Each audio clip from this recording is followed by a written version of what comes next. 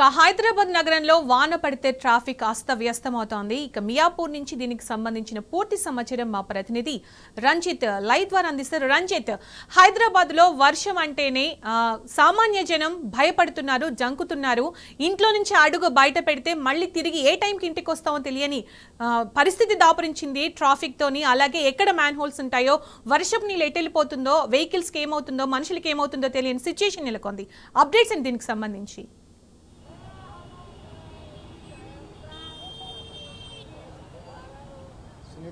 హైదరాబాద్ అనేది ట్రాఫిక్ సమస్యలతోనే అస్తవ్యస్తమైన పరిస్థితి ఉంది.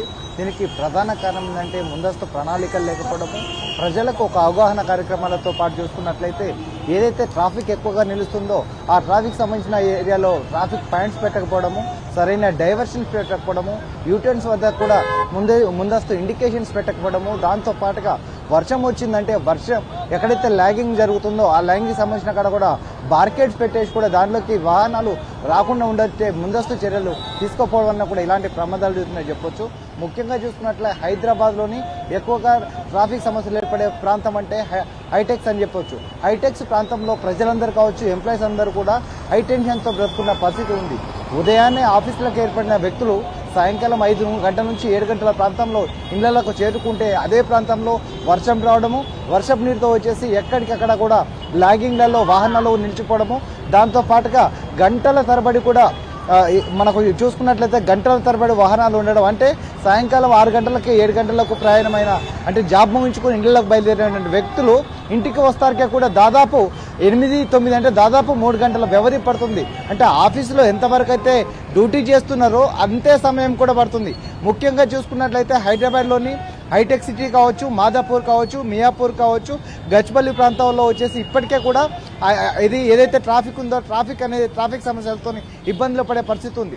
దాంతోపాటుగా మనము పంజాగుట్ట చూసుకున్నట్లయితే పంజాగుట్ట కావచ్చు, సనత్ నగర్కు సంబంధించిన ఫ్లైఓవర్ ఏదైతే ఉందో ఫ్లైఓవర్ కావచ్చు, అంటే బల్కంపేట సంబంధించిన బల్కంపేట ఎల్లమ్మ తల్లి దగ్గర ఉన్న ఫ్లైఓవర్ కావచ్చు, ఇలాంటివి చూసుకున్నట్లయితే ఎక్కడ చూసినా ట్రాఫిక్ సమస్యలే.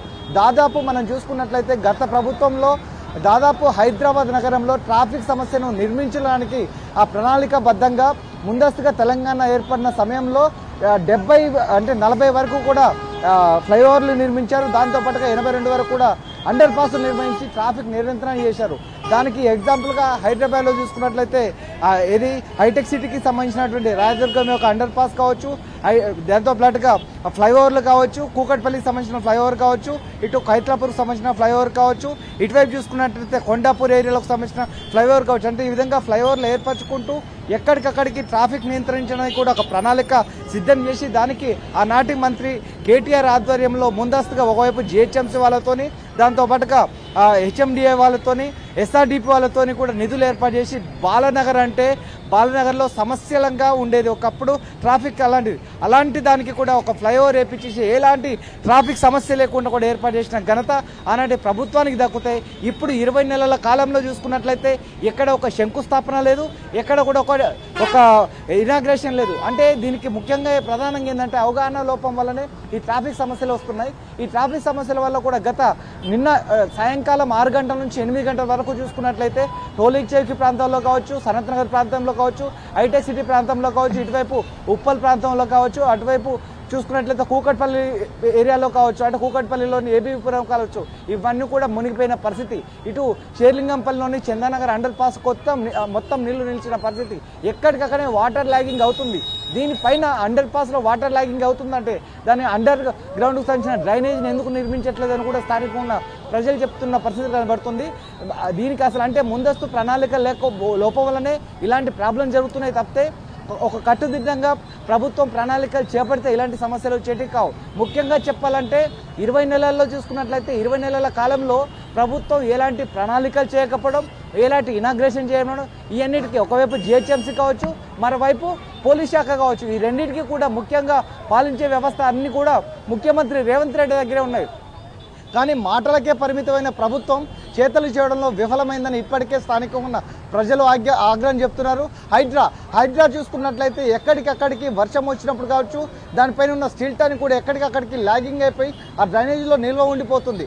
అది నిల్వ ఉండడం వల్ల కూడా ఎక్కడికి అంటే మొన్న ఏదైతే హైడ్రా సిబ్బంది ఉందో ఆ వాటర్ లాగింగ్ అయ్యి ఎక్కడెక్కడ జరుగుతున్న ప్రాంతాలను గుర్తించినప్పటికీ ఒక ఎగ్జాంపుల్గా ఎస్ఆర్ నగర్ ప్రాంతం, మైత్రివనం ప్రాంతం చెప్పారు.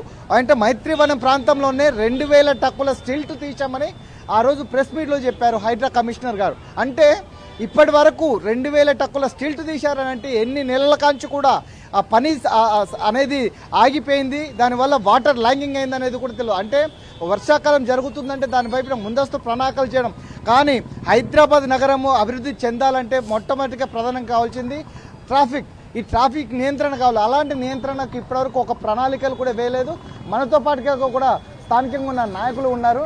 బ్రదర్, మీరు చెప్పండి. అంటే ఇప్పటికీ మనం చూసుకున్నట్లయితే హైదరాబాద్ నగరంలో గత కొంతకాలంలో అభివృద్ధి జరిగింది, ఇప్పుడు ఎలాంటి అభివృద్ధి కూడా జరగలేదు. దీన్ని ఏ విధంగా చూడవచ్చు ట్రాఫిక్ సమస్యలు?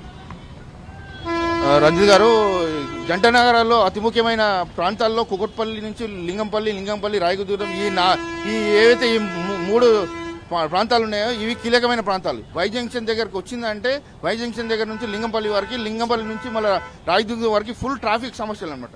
సాయంత్రం కానీ పొద్దున కానీ పిల్లలకి స్కూల్లో పోవడం కానీ, కాలేజీలో పోవడం కానీ, ఈ ఆఫీస్లోకి పోవడం కానీ పొద్దున పాపం వాళ్ళకి నరకంలోకి వెళ్తున్నట్టే ఉంది. కాబట్టి గత ప్రభుత్వంలో 82 అండర్ పాస్లు, 40 బ్రిడ్జ్లు చేసి కొంతట పబ్లిక్కి ఊరట కలిగించారు. కానీ ఇప్పుడు ఈ ప్రభుత్వం వచ్చిన 2 సంవత్సరాల నుంచి నాకు తెలిసి ట్రాఫిక్ మీద అంత అవగాహన తీసుకుంటలే అనిపిస్తుంది. కాబట్టి ప్లీజ్ దయచేసి ఇప్పుడైనా సరే ఇప్పుడున్న రేవంత్ రెడ్డి ప్రభుత్వం ఈ కుకట్పల్లి వై జంక్షన్ దగ్గర, మియాపూర్ ఆలింకాలి చౌరస్తా దగ్గర, మియాపూర్ బొలారం చౌరస్తా దగ్గర, రాయదుర్గం చౌరస్తా, జేఎన్టీ చౌరస్తా దగ్గర ఈ 5 చౌరస్తాలలో బ్రిడ్జ్ చేయాలని నా విన్నపం.